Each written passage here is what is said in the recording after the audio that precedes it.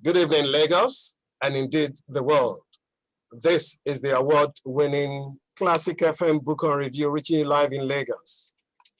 Tonight, published in 2017, Clandestine, The Times and Secret Life of Mariah Otey Reddick.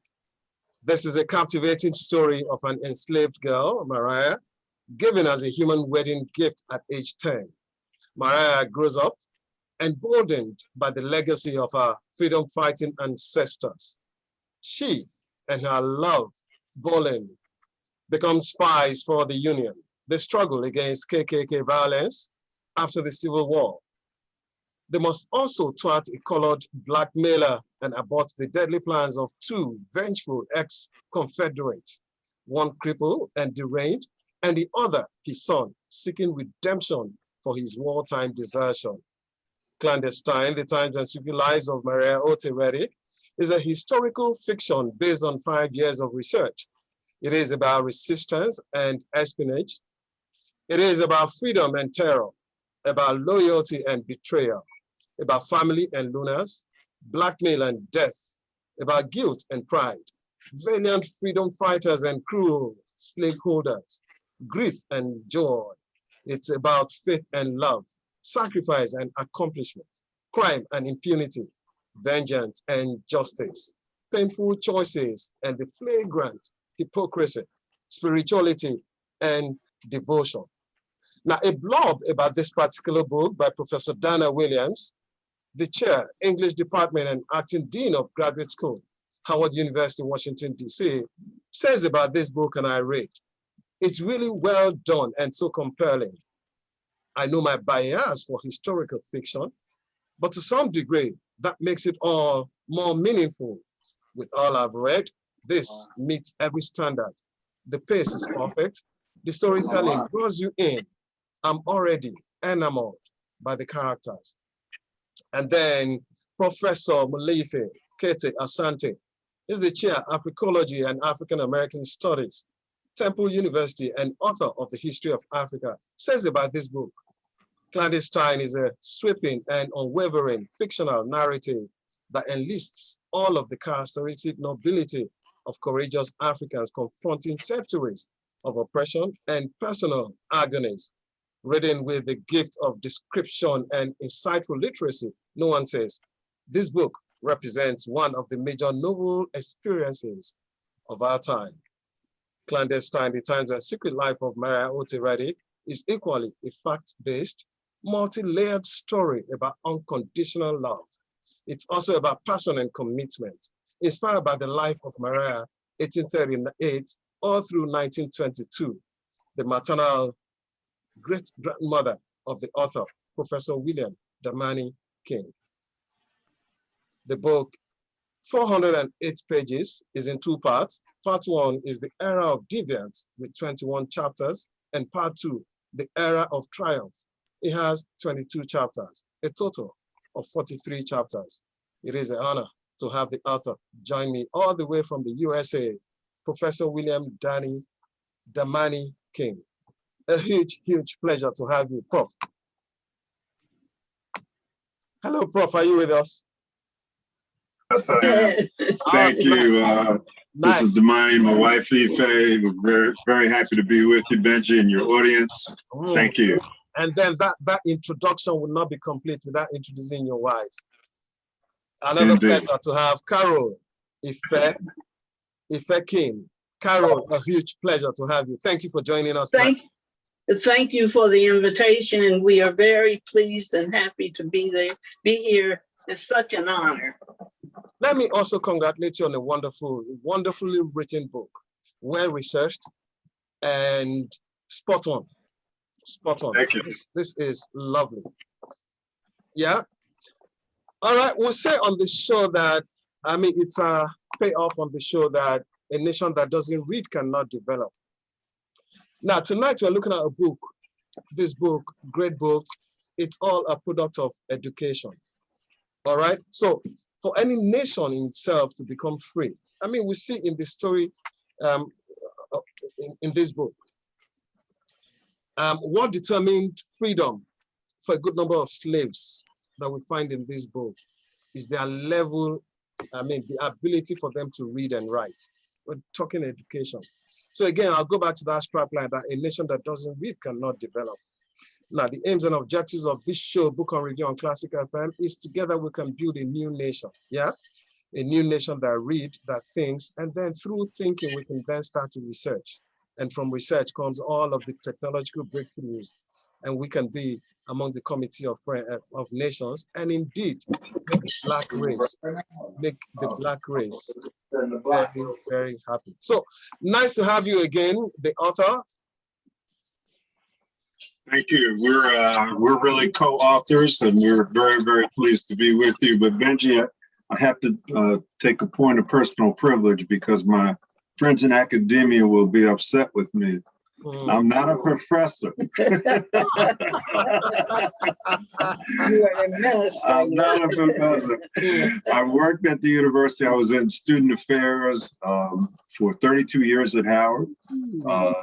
2 years before that, worked in student affairs at Cornell University, but and I was the dean for residence life. So I don't want my academic friends to think that I'm trying to get tenure on your show.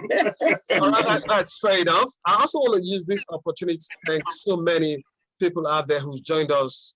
From different parts of the world. We've got Khalid, we've got Beth Hickson. Thank you so very much. Coach Salter, thank you.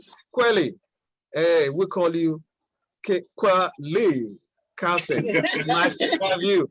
All right, Mariah Jones, thank you so very much. Sure, James, thank you. All right, let's get into it tonight on the Book on Review as we look at a book published 2019, and this one is in 17 rather, and this one is titled Clandestine. We are looking at the times and secret life of Mariah Otey Reddick, and we've got the authors join us. We've got William the Mannequin and Caroline. That's Caroline or Caroline? Ife. Ife. I prefer Ife. All right, you're going to read for us. We're looking at reading from page 1, yeah, the prologue. Okay, all right. For your listeners, the setting is the U.S. South, the state of Alabama, the city of Montgomery during the U.S. Civil War in 1863. And it's in a Confederate military hospital. I'm going to have you hanged. Chilled to the marrow, Mariah, as an enslaved African, knew the major threat was far from an idle one. The ghastly War of Rebellion raged into its second year. Union forces occupied northern Alabama and had stalemated the Confederate onslaught at Shiloh. Facing each other across battlements, blood brothers wore uniforms of different colors and fought and died under different battle flags. Raw grief saddened their hearts, and vengeance was encrusted on mourning suits. The fragile freedom hopes of enslaved Africans soared on once broken wings. You conniving wench. The stench of ammonia and cauterized wounds and screams of maimed rebels filled Montgomery's military hospital. Major Noah Reese caught Mariah's passing a slip of paper to suspected Union sympathizers. Rick and Jane Apple, intensely devout people, were book and Bible-toting merchants. Under the guise of tending to the spiritual needs of the wounded, they risked their lives to provide sensitive intelligence to the Union. Thousands of Confederate deserters combed the mountainous Alabama-Tennessee border, foraging for food. Everyday conversations were peppered with sensationalized news of Africans who had escaped by the dozens under the cloak of darkness to the Union Army lines. Goddamn spies, spat Major Reese at the stunned trio standing near the rear door. So that's how the book. It is our Classic FM book on review, and thank you so very much for that. That's great. As we look at a book published 2017, and this one is titled Clandestine, The Times and Secret Life of Mariah Otey Reddick. The authors just read from it. Now, both Damani and Ife, can you capture what you read, significance of that in the book? Well, obviously, being engaged in espionage, being a spy is very dangerous business. And so, so much more so for an enslaved person to risk their life in order to provide information to the opposing army. And so Mariah, we learned through family lore, was a spy for the Union. There are no records to confirm that, but it has been passed down that way. And so she was risking everything. Now, can you take us through the plot, as it were, of the book? Give us a holistic view of the book. It's a challenging question because the book covers a lot of ground. You've read it, or a good part of it at least, and so you know that. The storyline sweeps across parts of 3 centuries and 3 continents as well as the Caribbean. But the focus of it is in the American South, and particularly in Alabama, Louisiana, and Tennessee. So it's the story of the resistance and the resilience of Africans who were captured and enslaved in the West. So Benji, we started out to write a simple family story, but very soon we realized that it wasn't just one family story. We realized that this was the story of so many families, and it's the story of our people's resistance, our striving for freedom, for liberation. And so we tried our best to cover as much of that as we could. Yeah, the writing of it actually became a mission for us because it tells the story of a people's resilience and struggle to remain and retain dignity in African cultures, family connections, all of those things that are so very important. All right, is that a reason? I mean, the book is broken into parts, has 2 parts. Part 1 has to do with era of deviance, and then era of triumph. Is that strategic? Is that, why did you do that? The titles of those 2 parts kind of came organically from the writing. We didn't start it with the idea of 2 parts, but talking with our editor, Ife Grady, another Ife also in Panama, living with us, living there in Panama. She suggested that we shorten the chapters, and we did that. And then as our discussion went on, we decided that we would divide the book that way, because the first part leads from the late 1700s up until the mid 1800s.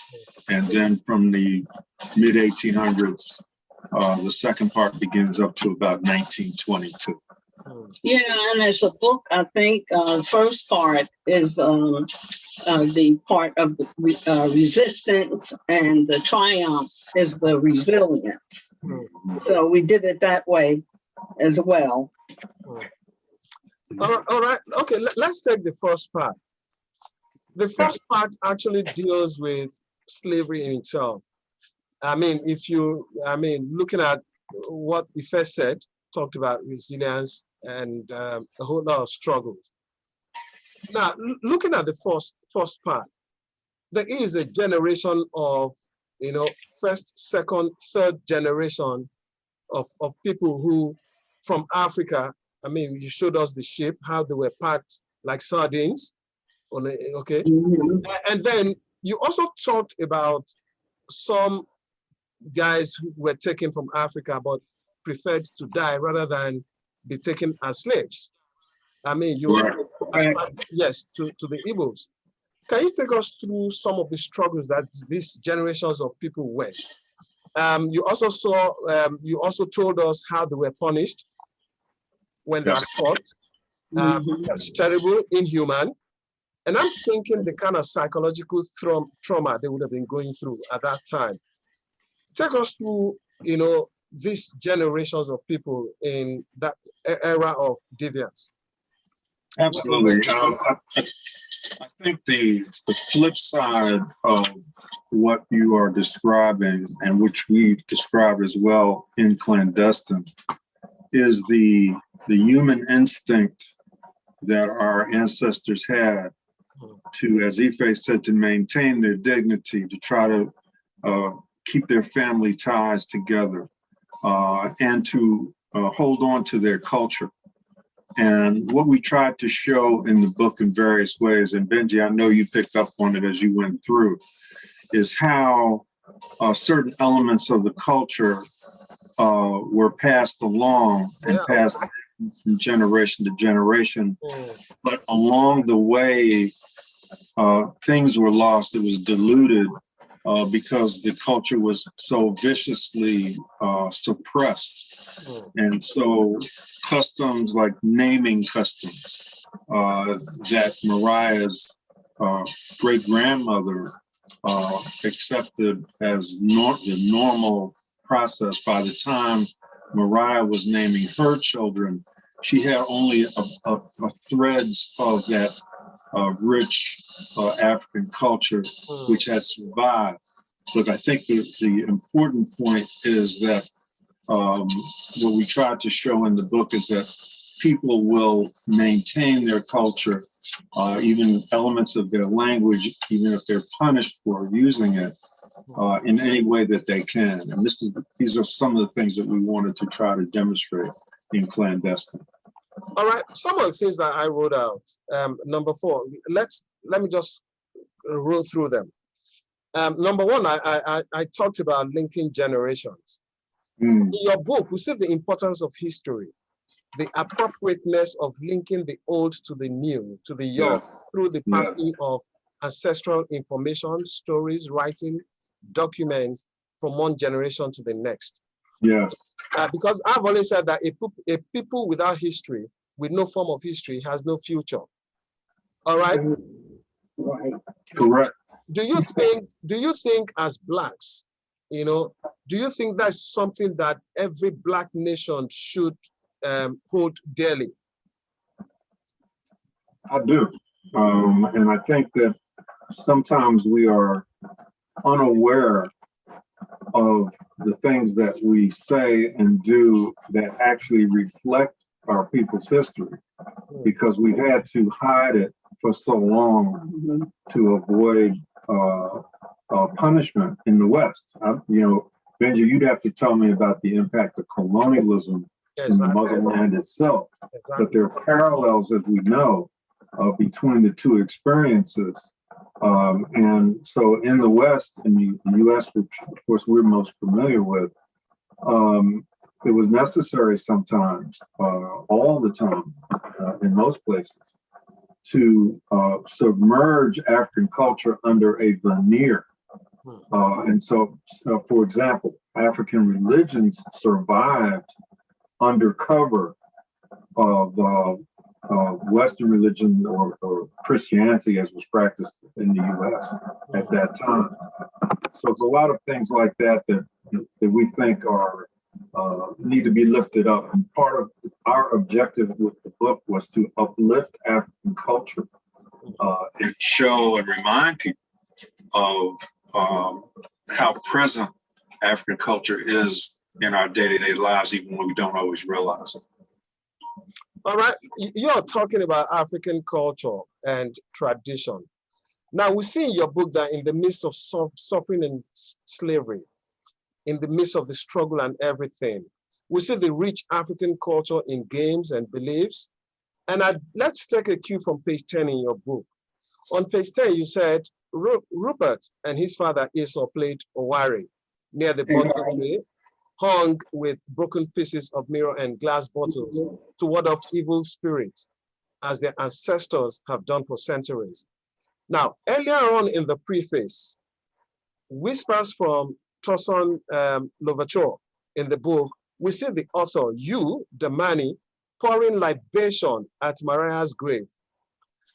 Now, conversely, the Red Sticks resisted assimilation with the whites and restored many of their own timeless customs and religious practices. We also see on page 60.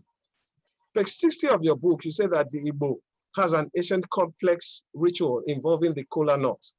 In the Igbo religious practice, the opening of the kola nut preceded any important discussion or event. Now, further down on page 71 in your book, you also have it that Johnny May kept her amulet close, the sacred protection her mother gave her before she died, and she regularly refreshed her shrine. Now, further down again, you also say somewhere in your book, the enslaved Africans held their elders in the highest regard. We see Yes. we are to later on see in the book and know about the Ghanaian tradition and culture as we listen to George Baba Kwame in the book. Yes. Now, still further down on page 128, we see again the rich African tradition in the circumstances surrounding the birth of Mariah's child, semblance of her own birth and her grand and great-grandmother's birth, linking the circumstance to how great and well the child will live. Now, I do know that freedom comes at a huge cost. And do you think that all of these traditions are being watered down by freedom or by digital media, or the fact that the world has become so small is like a global village? Oh, wow, Benji, you had some great questions. First of all, thank you for mentioning the highlighting the things that you just did, because each one of those examples that you cited were part of our effort to highlight and show the significance, the importance, and the value of African culture. So that's the first thing. Now, the second part of the real question that you asked is one thing that all cultures face, and that is how to deal with modernity, how to deal with changing technology, how to deal with the effects of migration, whether it's voluntary or not, from one location with one climate to another location with a different climate, and where certain traditions become less practical to continue. So I think in a digital age, we face a similar challenge. And I think that the critical element for all of us in this is, what was the value of the tradition? What was the purpose of the tradition in the first place? So, like one that you highlighted, Benji, was the veneration of ancestors and respect for elders. Yeah. So, being an elder now myself, I more appreciate this than I used to, right? But my point is that in a digital age, we must remember, what was the reason behind respect for elders? What was the reason for the veneration of ancestors? And just apply the technology that we now have available to us in ways in which to maintain that tradition, but most importantly, what was the reason for it, so that we can be clear about that. I think that's the real key. Do you think, I mean, earlier on we talked about linking generations. Yes. The importance of passing information from one generation to the other. Because like we said, if a set of people do not have a sense of history, they just cannot have a future. Now, with the speed in digital media, do you think that the younger ones are doing, let me try and ask the question in another way. Do you think that the information that's coming from the past, do you think the younger ones today can handle it? Wow. Benji, one of the things, I'm gonna tell you a story. Growing up, my mother told me a story about her father, my grandfather, who's in the book, John Watt Reddick. Yeah. And I don't want to spoil this for those who haven't read it. So let's just say that he was a militant kind of person. Yeah. She told me when I was a child, when I became a young adult, I became a militant. And when I was talking with my mom and she knew I was a militant, I said, Mom, what was that story you told me about your granddad when he did so-and-so? And she told me, oh, no, I don't know anything about that. No. Because she was concerned for my safety. She was trying to protect me out of her love for me, not to tell me about something that might get me in trouble. And so I think that sometimes we protect our children, our offspring, our younger generation by not telling them things because we're concerned that either, as you put it, they might not be able to handle it emotionally, or because we're afraid that they might act upon that information in a way that might put them in danger. Yeah, exactly. So it's a well-founded, concern, but I think we have to step back from that also and realize that we're depriving sometimes the next generation the value of our own experiences. All right, if you just joined us, it is our Classic FM Book on Review, the award-winning. Tonight, we're looking at a book published 2017, and this one is titled Clandestine, the great-grandmother of the author that we have in the studios tonight, William Damani King, and the wife, Carol Ife King. Another pleasure to have both of you. Now, quite a number of more people have joined us, but quickly, I'll just say, thank you so very much, Thomas. I can see you have joined us. Thank you so very much, Thomas. Now, yeah. All right. Both the kings, both Giovanni and Ife. Let's look at the cost of freedom. Today, we're talking slavery. We're talking, the suffering, what they've been through. On one hand, we see, even in football, we see racism play out, even in the UK. And this is 2021. Now, recently in the US, we saw what happened with George Floyd. And recently there's been, what's that word? Recently, the court has given judgment. All right. But do you think we can use your book to help societies across the world to understand that, just like Peter Tosh said, human beings are human. If you cut them in the same red blood, it's same red blood. Do you think we can use your book to better us as a people, to better us understand that we're humans? It doesn't matter what color of skin that we have. Do you think we can use your book to put an end to racism as it were? Because it's one thing to fight slavery. Now we all can hit our chest and say that, yes, we don't have slavery anymore. But I think slavery has been repackaged in the form of racism. Now, we see it in the US, we see it in the UK, everywhere you go is the same. Do you think there can ever be an end to racism, to biases, to stereotypical beliefs that we have against each other using your book? I think we would love to believe that our book would be a magic wand. That would be a wonderful thing. But realistically speaking, it takes a multi-pronged approach by a lot of people, by millions of people. What we hope that our book could be is a wake-up call. And I'll say it this way. I think the kind of thing that was brought to the attention of the entire world about George Floyd was brought to their attention by video, by camera. This is nothing new. It's been going on for hundreds of years.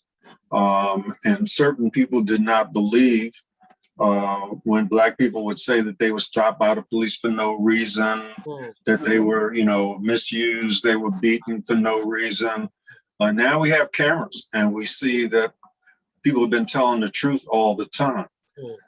Our book is an effort to tell the truth. Right. We do it with a fictional veneer, but it's history and it's truth epitomized in Clandestine. And so, yes, to answer your question, we do think that Clandestine, let's put it this way.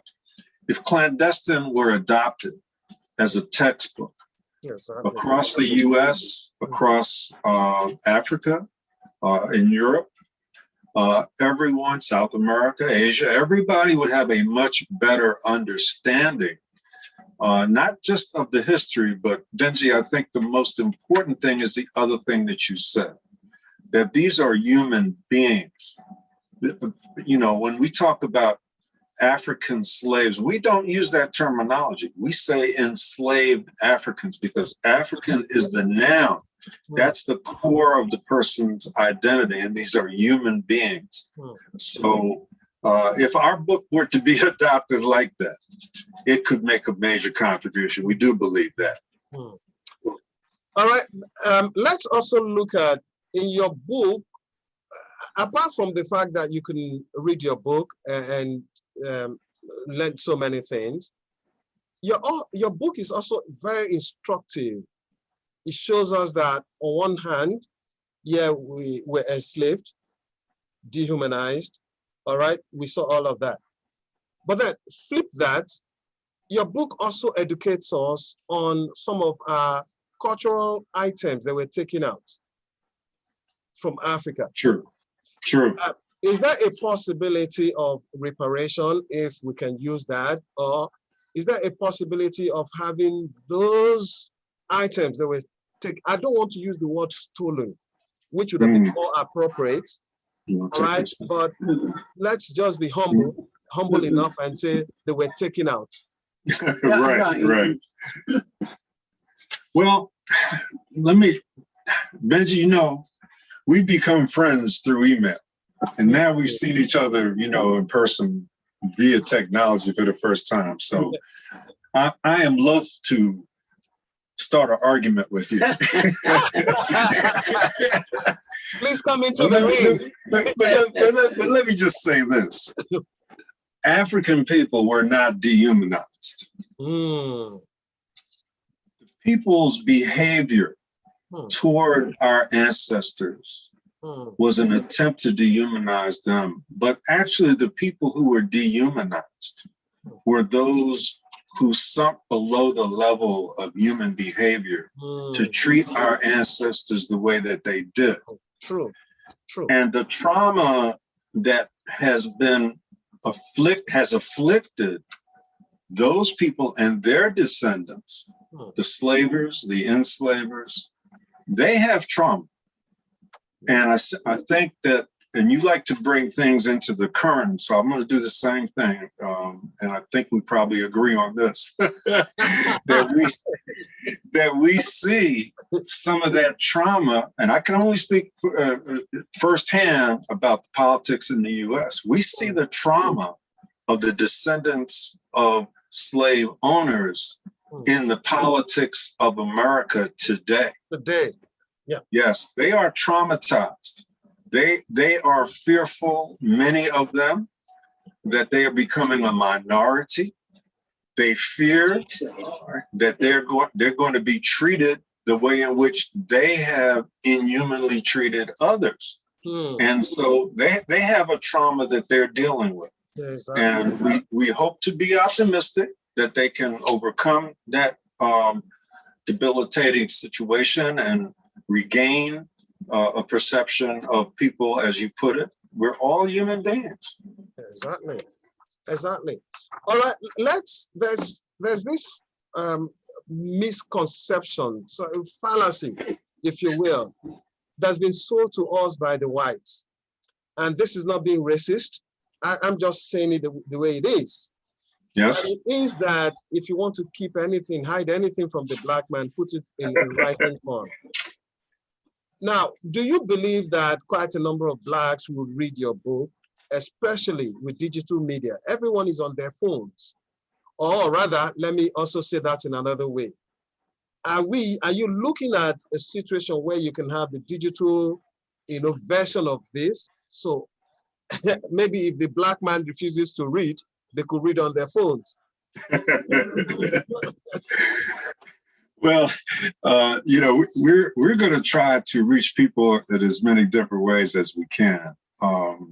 It's immodest for us to speak so highly of our own work, but we do think that it could be an important thing. So there is an ebook version that people can get on our website. Our website is clandestine-life.com. And you can get the ebook. So if people are so anxious to read, they can't wait for the book, the paperback to be delivered. And Benji, it took a little while to get it to you.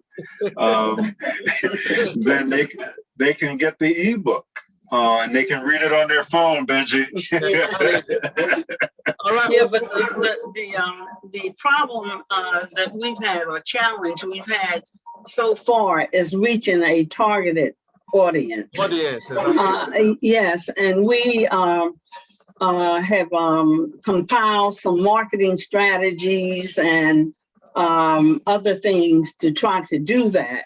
But that has been a real challenge so far. But I'm sure we will be able to overcome it. We will keep coming up with ideas and doing what we have to reach that audience. And yes, Clandestine, I think, will be very, very useful in the classroom. We have unearthed, have told the truth. Yeah. Our book is very frank. We didn't sugarcoat anything. And that may be one reason we have not reached a targeted audience yet. So, but we'll reach them through you, Benji. Of course. I want to assure you that, as far as I'm concerned, on the book on review here, we'll give you all of the support that you need, and even really appreciate it. Beyond your comprehension. All right. Benji, let's take a minute to acknowledge T.J. Mercer, who introduced us. Yes. I hope she's listening. Great sister, and we really thank her. And thank you again for having us on. All right. Let me put you back on the spot, Damani. The last question I asked, there are two questions. You answered just one part. You didn't answer the other part. So I'm going to take you back on it. Okay. I said, your book does tell us that, yes, we were taken out. Our ancestors were taken out of Africa. Now, I also say that your book, at the same time, educates us that apart from the fact that our ancestors were taken out, some of our items were also taken out. Yes. Now, I did ask is there a possibility of a form of reparation? Or maybe, is it possible to have these very important traditional items back to Africa? Well, Benji, as you know, and most of your listeners and viewers would know, there's a big movement underway to recover items from European and American museums that were taken during the period of imperialism and outright imperialism and colonialism on the continent. And Germany and some other countries are beginning to, at least say that they're willing to return some of these items. Some of them are talking about loaning them and some of this kind of thing. But this is going to be a struggle. But Frederick Douglass said, power concedes nothing without a demand. Exactly. And so it's up to our people and our governments on the continent to make those demands for the return of these items. And it's very complicated. I've read a little bit about it. I've seen some interviews of folks on the continent where in Benin, for example, where there's, who should be the custodian when these items are returned? There's one group that says it should be us, another group says it should be us. Those are internal dynamics that need to be resolved. But the point is that we need to go with a united front as Africans to the powers that hold our ancient and sometimes religious items hostage and demand that they be returned. Now, your question was maybe about something a little more subtle than that. I'm not sure if you were talking about perhaps the fact that elements of our art, elements of our music, elements of our religious expression have also been co-opted and expropriated by other people. If you were talking about that, that's a little different in terms of reparations, because I look at that as, even though it may have been taken under force or it may have been by us inserted covertly into somebody else's culture, that's kind of the way in which cultures over time contribute to a world culture. So it would be hard, to make a demand that other people stop the call and response that's so typical of African religious worship that is now part of other people's religious worship. You can't do that anymore. That's not going to work. Exactly. All right. Let's take us another song. When we come back, however, I'm going to be taking you, on yet freedom in itself. In your book, we say what's happened to our ancestors. I'll be asking you when we come back, just ponder on that, both of you. Do you think times have changed? Or rather, maybe I could ask that again, in another way, rather. Before now, with your book, they took our ancestors, they took some of our artifacts, our culture, and all of that. Today, what do we find? We find that Africa is blessed with so much of resources, but yet they're still being taken out under one pretext or the other. Do you really think that times have changed? But we'll come back to that in a bit. Just ponder on that, yeah? You also need to ponder on the fact that, yes, freedom doesn't happen by wishing it. It comes through sweat and blood. It comes through sacrifice and devotion. And most importantly, freedom comes through death. Now, the days of manna falling from heaven are long gone. Today, struggle and fight are the common denominators of survival. We'll also be asking you when we come back, the common denominators that we used to have before through struggles, through weapons, guns, and what have you, and the kind of peaceful protest that we have in 2021. Is there a link? Is there a correlation? We'll come back to that question after this song. Damani, give us a song. How about The World is a Ghetto by War? War is a Ghetto, and this is by War. Now, it is our classic FM book on review, the award-winning. And tonight, we're looking at a book published in 2017. This is titled Clandestine, the Secret Life of Mariah Otey Reddick. It is a captivating story of an enslaved girl, Mariah, who was given as a human wedding gift at age 10. Now, Mariah grows up emboldened by the legacy of her freedom-fighting ancestors. She and her love, Bolen, become spies for the Union. They struggle against KKK, against violence, against the Civil War. All right, but however, they must thwart a colored blackmailer and abort the deadly plans of two vengeful ex-confederates, one cripple and deranged, and the other, his son, seeking redemption for his wartime desertion.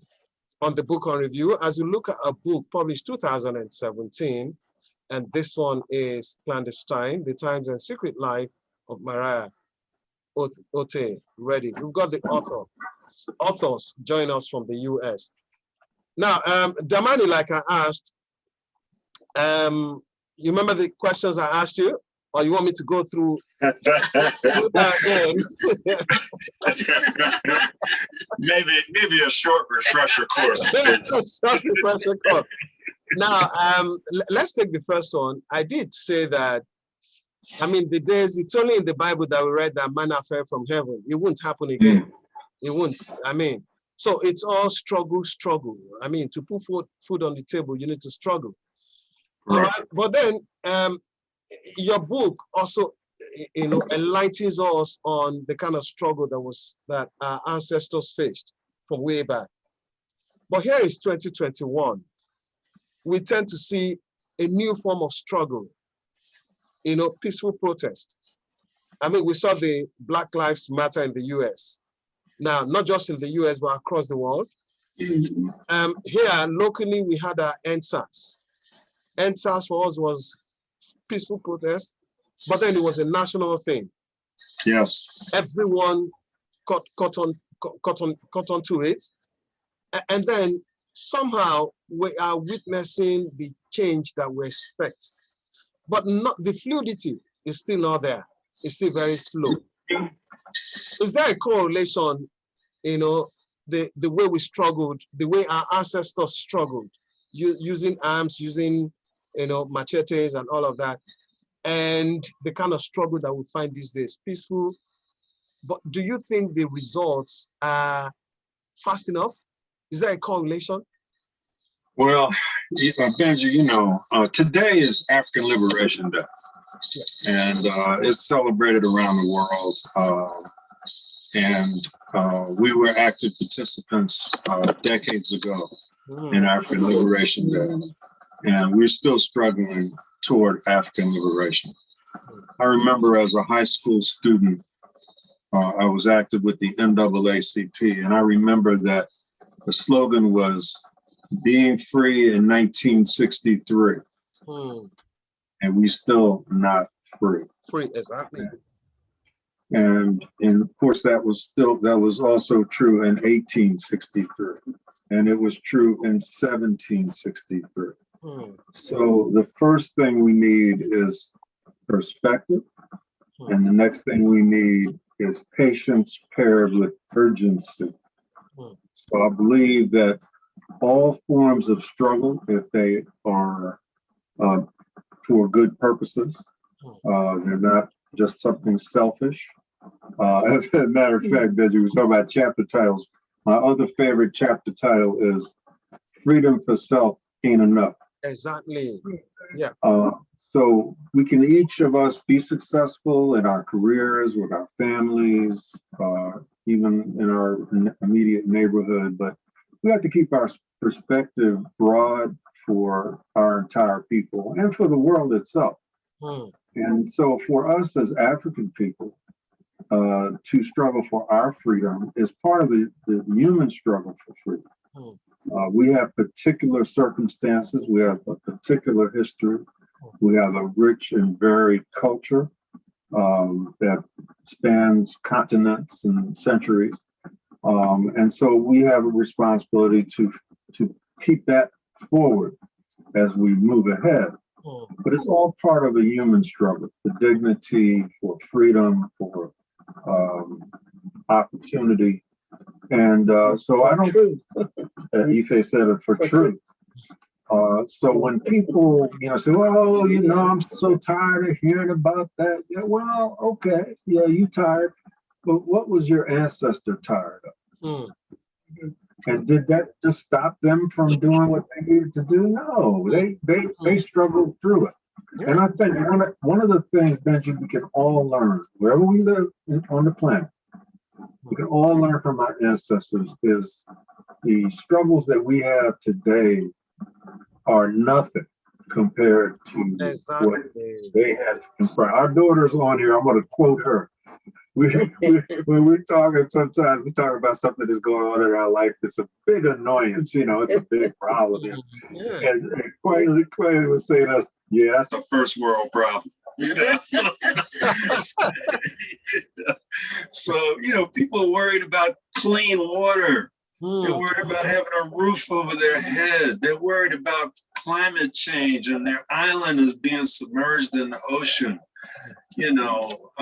People worry their children won't come home from school because of violence and so on. So I think it takes patience.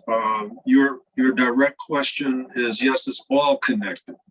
All forms of struggle. If it was the Frelimo in Mozambique fighting against the Portuguese, or MPLA in Angola fighting against the Portuguese, or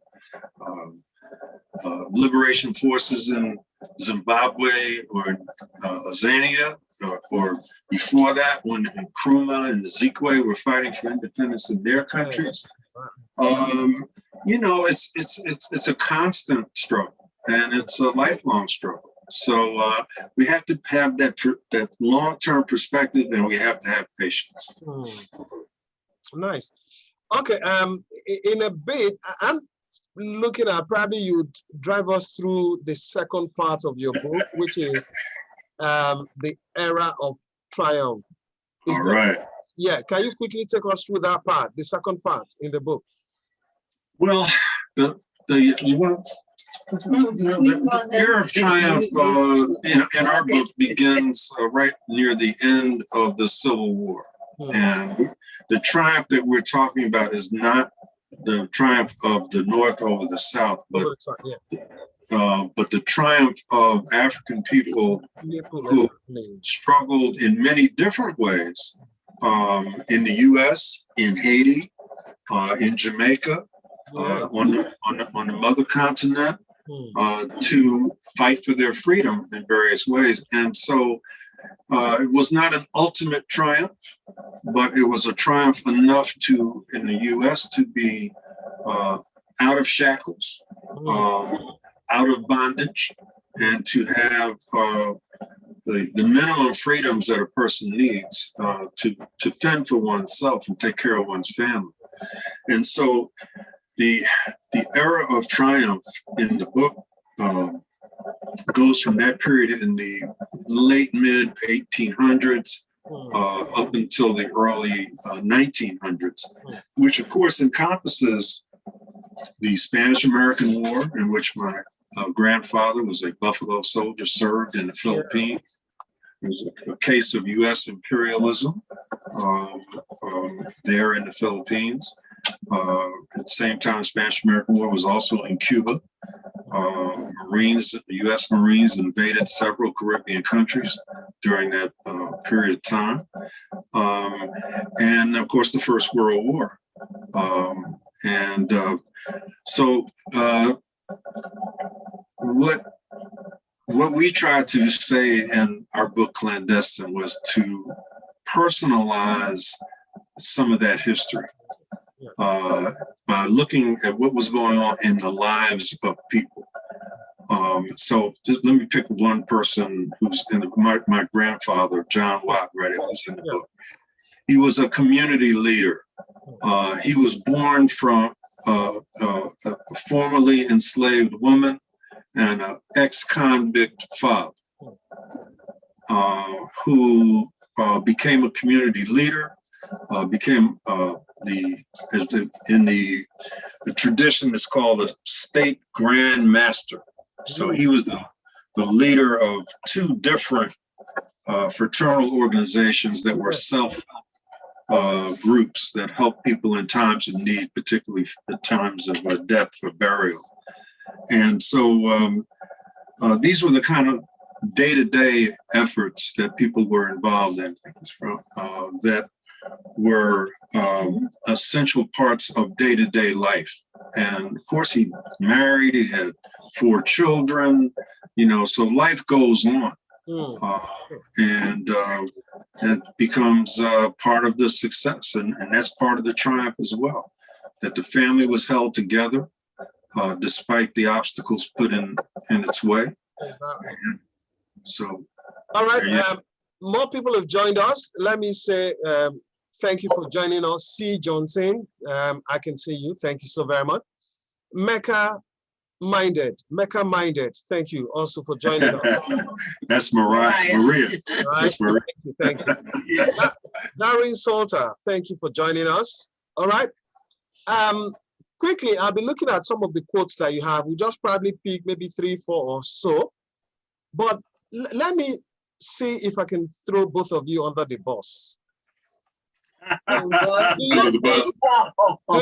Do you think the Black man outside of Africa will be better dignified and better given respect if African nations start to make themselves, start to develop? Absolutely. Absolutely, you agree with that? Absolutely. Absolutely. Malcolm X taught years ago in the 1960s. He said, they used to say that you don't have a Chinaman's chance. He said, but they don't say that anymore. They don't say because that anymore. They don't say it anymore because China is strong. It's strong now, exactly. Right. African people around the world, whether they're in Europe, Asia, South America, North America, Caribbean, will all be stronger, more respected, and hold our heads higher the more and more the motherland develops itself and is strong and independent. No doubt about it. Exactly. All right, let's open your book and see some of the things that you wrote in it.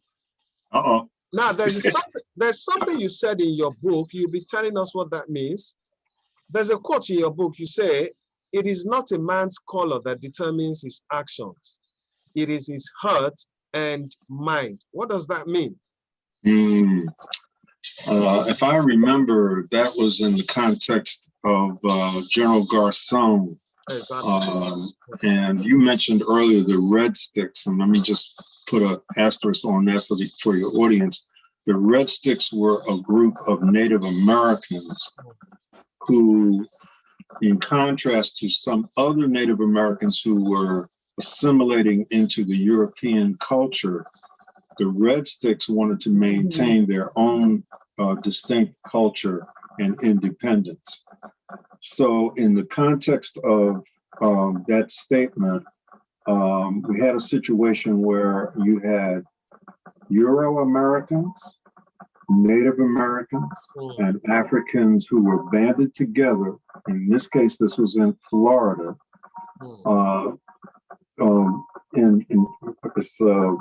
in independent communities that were thriving, where they grew their own food, they had their cattle and all the rest, but they were under attack by the colonists first before the U.S.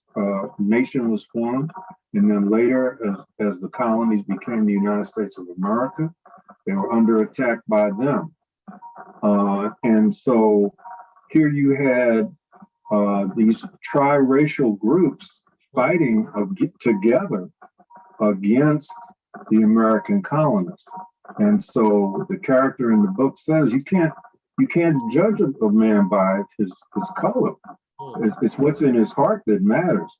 And he says, if I remember, Benji, you probably remember better than me, but he said, I've seen his bullets strike our enemy just like mine, words to that effect. So I think that's very true.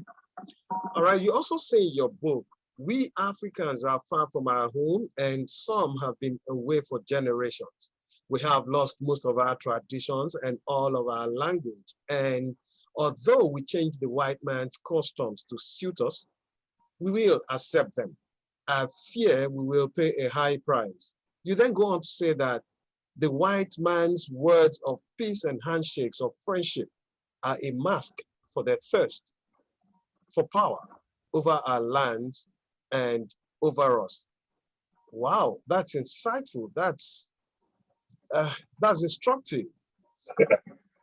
Benji, Benji, are you a writer?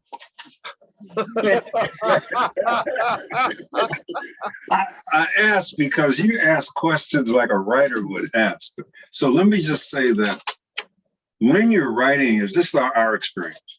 Sometimes the characters take over, and you've written something, you're creating a scene, and you're writing it, and all of a sudden the character's saying something you weren't thinking about.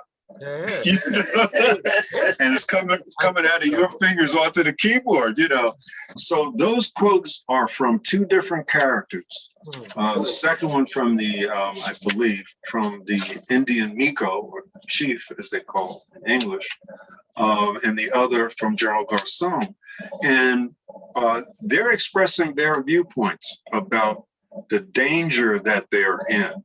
They realize that their backs are against the wall. Literally, their backs are against the Gulf of Mexico. They have nowhere to go. They've either got to fight or escape, you know. And so it's a very, very tough situation that they're in, and they're assessing what are we going to do now? And they don't have a lot of good choices. And I won't say what they decide to do. But yeah, let's move on. Okay. You also say in your book, the cost of freedom is buried in the ground. What does that mean?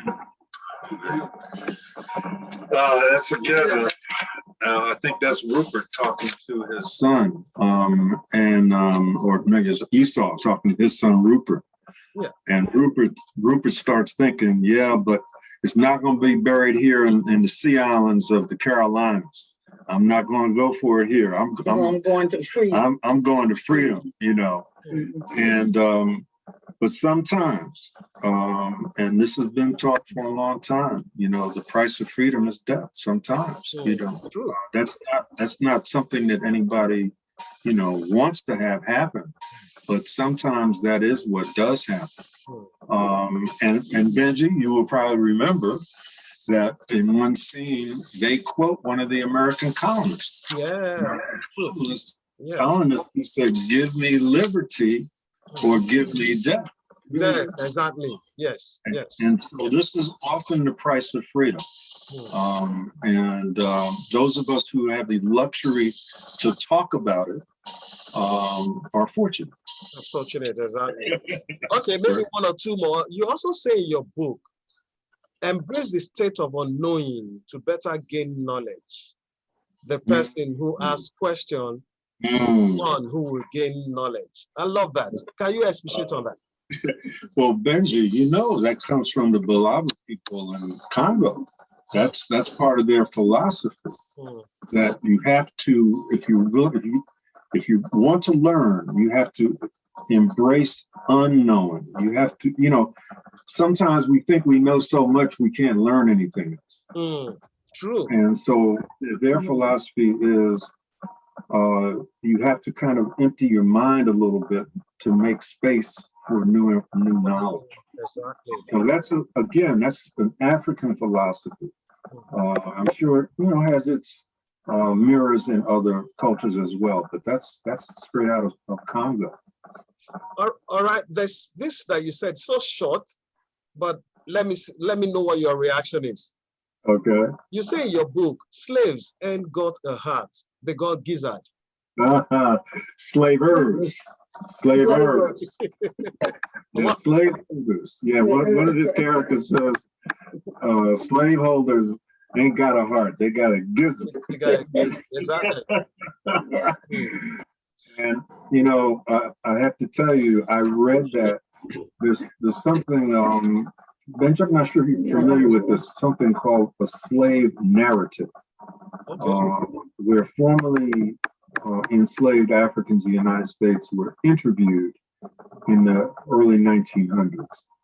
And they were, you know, surviving people who had once been enslaved.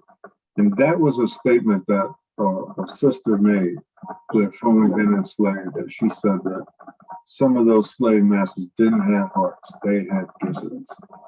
And I think that, you know, when your heart shrivels up, you know, and you can't see the humanity in other people, you don't have to be a slave owner to do that. Anybody can be in that situation. And you can be Black, you can be Asian, you can be, doesn't matter. Latino, right?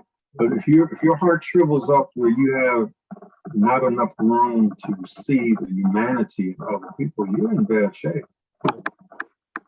All right, quickly, let's look at this. You said the rabbit rides the wolf's back and fools him. Hello, talk to me. Oh, Benji, you are so good, man. This comes from Native American culture. They have a story that they tell where a smart rabbit rides the back of a dangerous animal, and thinking that they can get away. I'm going to make Benji, I'm going to really make you happy. I'm going to give a current political situation for you. Okay. In the United States today, Republican Party is the rabbit that was riding the back of a tiger named Trump. And they thought they could ride that dangerous animal, but that dangerous animal is turning around and devouring them. Exactly. So this is a lesson in the book that the Indian Miko chief is sharing, that the Kuwaitis who have allied themselves with the colonists, with the Americans, to fight against other Native Americans, they are riding that dangerous animal, and sooner or later they will be the victims. And that is, of course, exactly what happened. All right, let's take one more and then we can take a song. All right. You said in your book, no one of consequence honestly regarded the Africans to be human in a complete sense. It was only a rhetorical device to call them human. What does Josiah mean here? Now, can you situate your answer to this statement to the present race scenario that we have? Do you think the mindset has changed? Have the African countries and their leaders, as they are presently run, do they help to better the lives of Africans socially, technologically, and economically? I would say that some do, some don't, and some are trying. I think that we speak safely of the dead because they can't disappoint us anymore. They can't, exactly. So we can talk about a Thomas Sankara. We can talk about a Sekou Touré. We can talk about a Kwame Nkrumah and Ezekwe in Nigeria. Amilcar Cabral in Guinea. I mean, we can talk about these people who were advocates and who tried in their time to bring our micronations further ahead, at least out of colonial, from under colonial rule into independence. And so many of their efforts have been betrayed. We have to admit that. And many have been, unfortunately, corrupted by those who are seeking, only their own selfish benefit. But it's up to the people. I think our view of history, we're taught history in the U.S. They talk about the great man theory of history, but that's not the real history. The real history is what the people do. And so I think it's on the responsibility of each of us as an individual, with our community and with our organizations, to push forward and try to hold people who are holding power accountable for what they do. Absolutely. All right, one last one, and then we'll take a song. This on a light note. You say in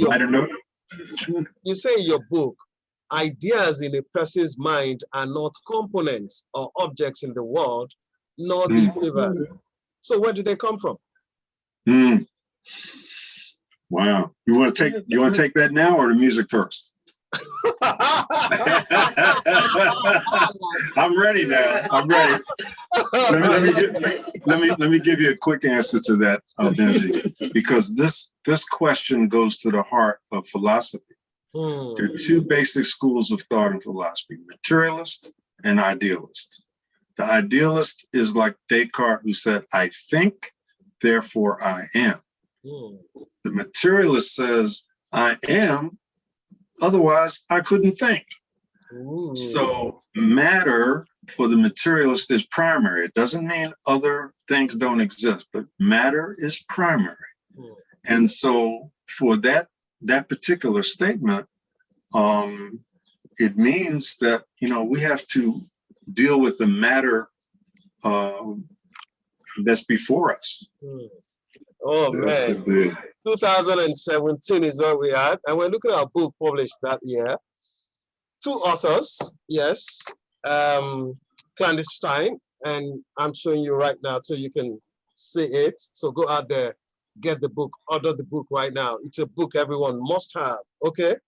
It's Clandestine, The Times and Secret Life of Mariah Otey Reddick, a saga of resistance and resilience, written by William the Mannequin, with contribution of author, the wife, Carol Ife King.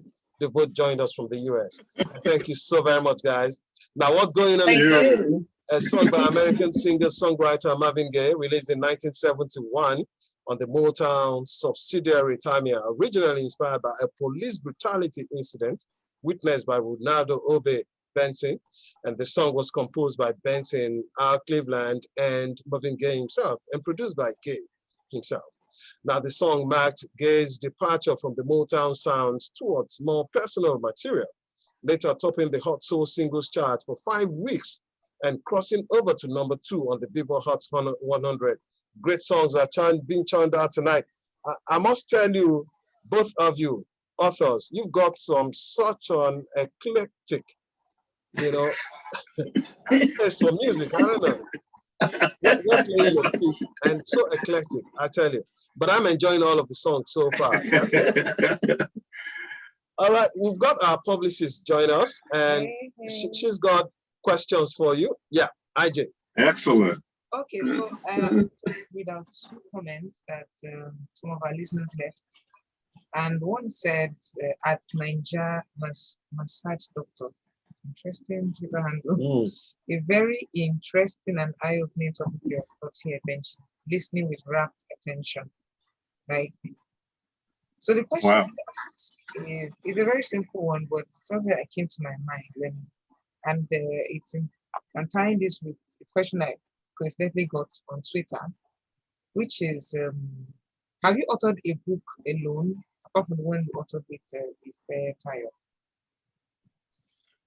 You were breaking up a little bit. Were you asking if we had written another book? Yes, if you have both written separate books, apart from this. Yes, I have. I've written 2 novels before I worked on this historical novel, which was a totally different experience. Yes, so I have published 2 books, Cancer of the Spirit and All of a Sudden It's Too Late. Wow. All right. They're excellent books, by the way. Surely look out for those. But they're in a totally different category than this historical fiction novel is. But it's fine. It's fine. As long as you have those out there, would they be on Amazon or something? Are they also on Amazon? Are they on Amazon? Oh, we seem to Smashwords.com. That's All of a Sudden It's Too Late. Yes, it was self-published. And it's an ebook. Yes. All right. Nice. Well, quickly, Jamani, we must go. I mean, we've taken quite a lot of time. But both of you, take us through some of the characters that played major roles in your book. There's so many of them. I mean, if we're to talk about the characters in your book, we'll do that for probably 2 weeks, non-stop. Without food, without water. All right. Of course, there is Mariah. There is. Oh, Benji, this gives us an opportunity to thank a bunch of folks, because one of the things we did in writing the book, and as I told you, we realized we were telling more than our family story, is we offered other people the opportunity to let us honor their ancestors. And so we had a program that we called Honor Thy Ancestor. And Benji, I wish we had known you then. So we asked people, give us the name of an ancestor of yours and give us permission to name a character, a fictional character in the book after that character, after your ancestor. We realized we could not tell that ancestor story. but we could at least help keep the memory of that ancestor alive and put it in print in the book. And so we had about 40-something people who submitted the names of their ancestors, and we made characters. So some of them were Union soldiers, I think we used to call soldiers of African descent in the Union Army. Others had been enslaved. Others were not from that period. One was a pearl diver in Panama, whose ancestor, who was an ancestor, we used his name. So it was a wide variety of people. And so I'm trying to think to your question. One of the more fascinating characters is a gentleman named Garcon. So that's a warrior, very intelligent. Amazing guy, amazing man. Amazing guy, amazing guy. In fact, let me tell you what I wrote about him. Go ahead. I said, Garcon is a leader with great organizational skills. He manages both human and equipment meticulously, a good coordinator, he's well educated, and speaks at least 3 languages. He is intelligent and possesses the ability to separate his hatred of injustice and slavery from his attitude towards the whites. Yes. You summed him up well. He was a self-emancipating African who escaped slavery in Florida, joined up with the Native Americans. He became the general of African Fort. Most people do not know about African Fort. It's in Apalachicola, Florida, in the early 1800s. They had cannon, they had plenty of muskets and rifles, and they defended the fort. And with a population of several hundred Native Americans and Africans and a few whites. And as you said, he was all of what you said and more. So he's an amazing character. Bolen, who is Mariah. Bolen, exactly. Second husband and my great-grandfather was quite a guy. And of course, Mariah was my favorite. Of course, Mariah, that's my favorite as well. She was feisty, intelligent, rebellious, beautiful, you know, all of the above. Right. And so let me see, there's a couple of other characters that, and I'm talking now, you know, actual people as opposed to a fictional character. There's a couple of others who are, you know, pretty interesting in terms of their lives and their backgrounds. Yeah, so now let me share someone with you. Okay. Yeah, all of the people that you said, yes. There's something you did in your book, and I find that novel.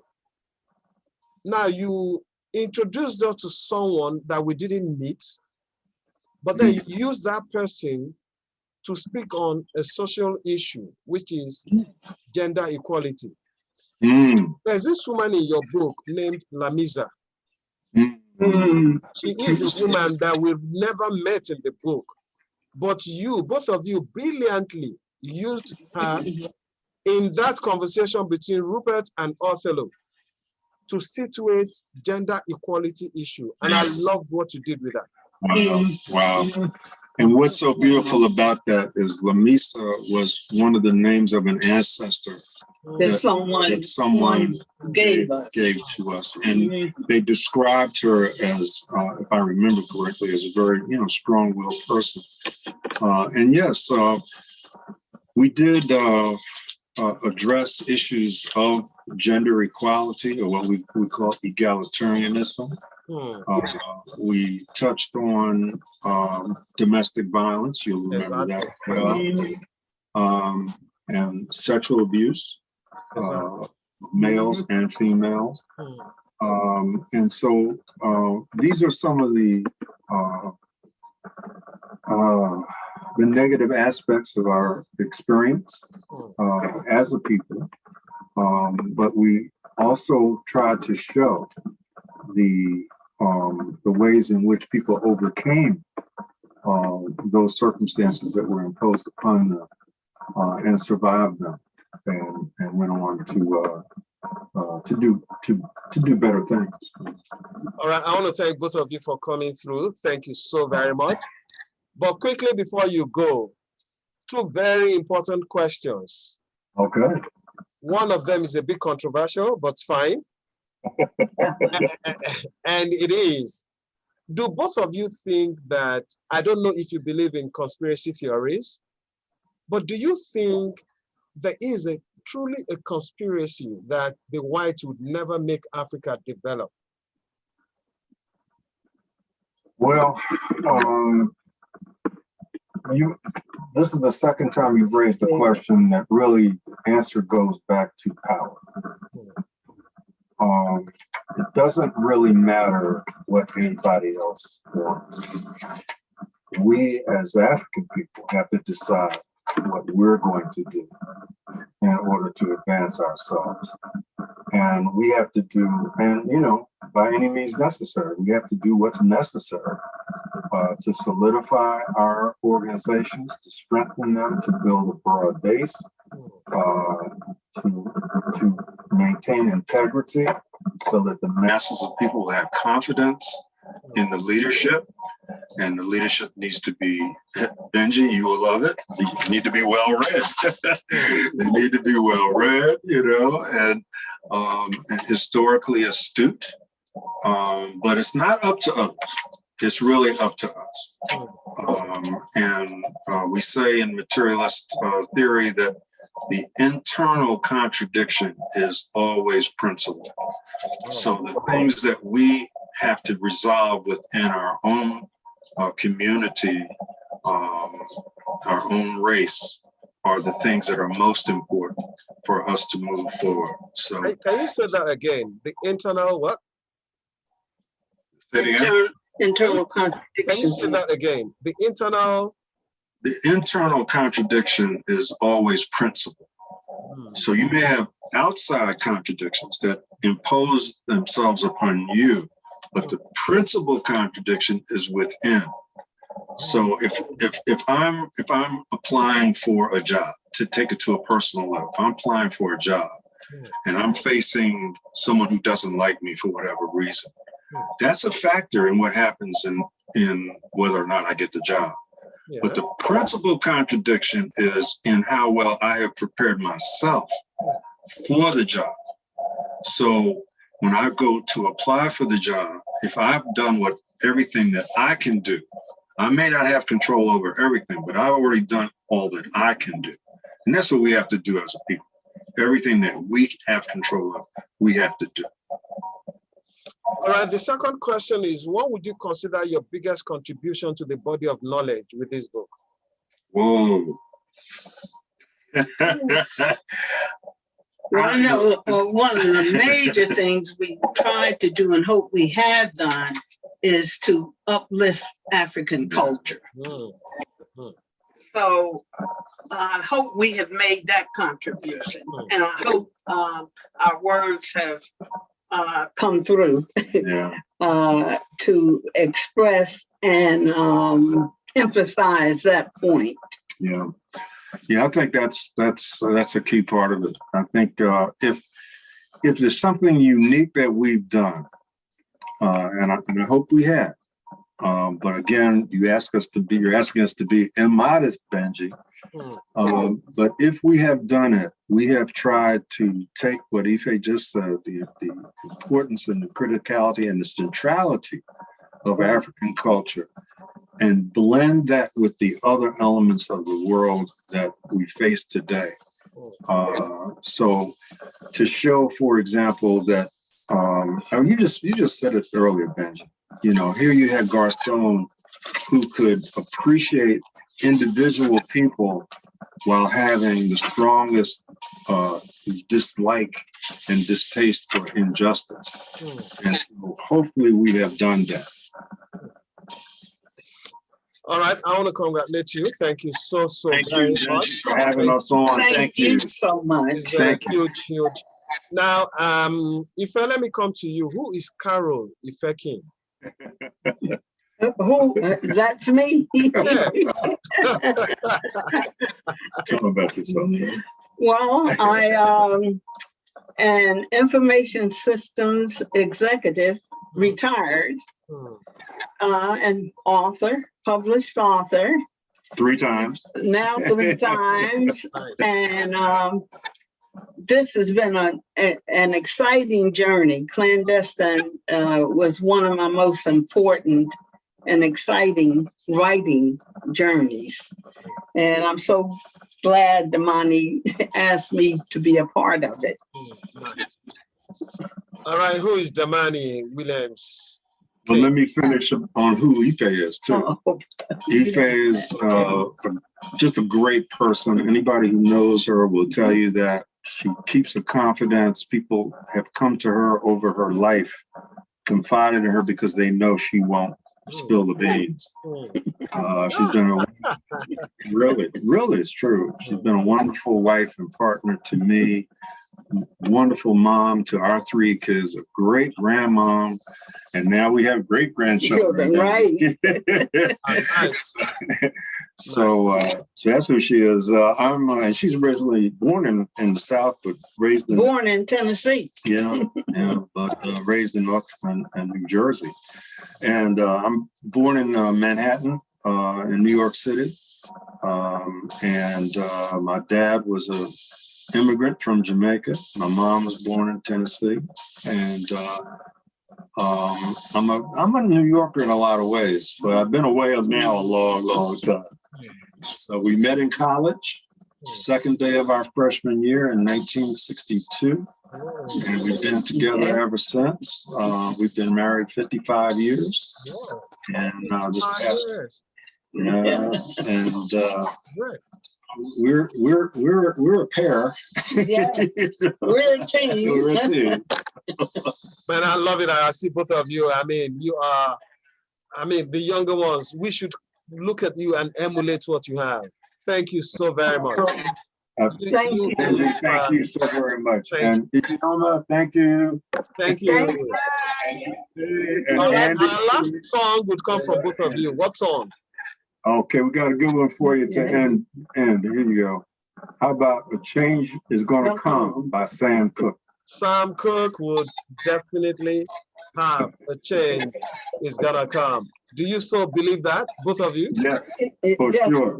No doubt about it. So there is hope for us. There is hope for Africa. Oh, absolutely. Let me give you a Kiswahili quote. Okay. Lazima. I thought you wanted to give me something. Yeah. It's in Kiswahili, Lazima tushindi imbele shaka. It means we shall win without a doubt. Oh, nice. We shall win. Can you say that in Kiswahili again? Lazima tushindi imbele shaka. We shall win without a doubt. We shall win without a battle. Without a doubt. Without a doubt. I like that. Thank you so very much. I want to thank you. Thank you. And then more people have joined us. So many people across the world, they are listening right now. And there's so many, I can't even mention all of their names. I just want to thank everyone. Thank you so very much. It's been a huge pleasure for me. Thank you. I want to personally thank TJ Massa. Thank you so very much. I don't know if you're listening in the US right now, but thank you so very much. Everyone who joined us, from Cheryl James to all of you. Thank you. There is C. Johnson, there is Darren Salter, there is Kweli, Cassie, all of you. Thank you so very much. Truly, a change is gonna come. And I tell you what, your book has brought the change. Oh, and Benji, let your listeners know that we're on Amazon. If you go to the Amazon site and put in Clandestine and our last name, Keene, K-E-E-N-E, Clandestine Keene, it'll come up, and we'd love for you to have the book in your house. And it makes a perfect gift too. All right. Is it also possible to log on to your website? You have a website, someone can. Yes, and information is there. It's clandestine-life.com. All right. Thank you so very much. Thank you. Thank you, Benji. Thank you. God Been bless. enjoying your Thank show you, these last few Benji. weeks. Thank you Yeah. so very much. Thank you. I'm honored to have both of you. Thank you and God bless. All right. Thank you. Bye-bye. Now. All right, Bye-bye. it's been a great pleasure. I want to thank you, the listener. Thank you so very much. 2017 is where we've been, and we looked at a book titled Clandestine, and this is Times and Secret Life of Mariah Otey Reddick, a saga of resistance and resilience, written by two authors, William, the man he came, and wife contributing, Carol Ife King. Ife, I wonder, Ife, have you been to Nigeria? No, I have not. You haven't. No, Well, but I tell them I'm hoping that, well, maybe if I come to the US, I'll call you up. Or if you can, if you come to Nigeria, would so be honored to have both of you. that would be wonderful. Absolutely. That'll be wonderful. All right, thank you so very much. A change is going to come. Thank you. Thank you. The publicist, the bag was also sent a regards. Thank you so very much. And Sam Cook, Saturday Night Fever continues on the flip side of this.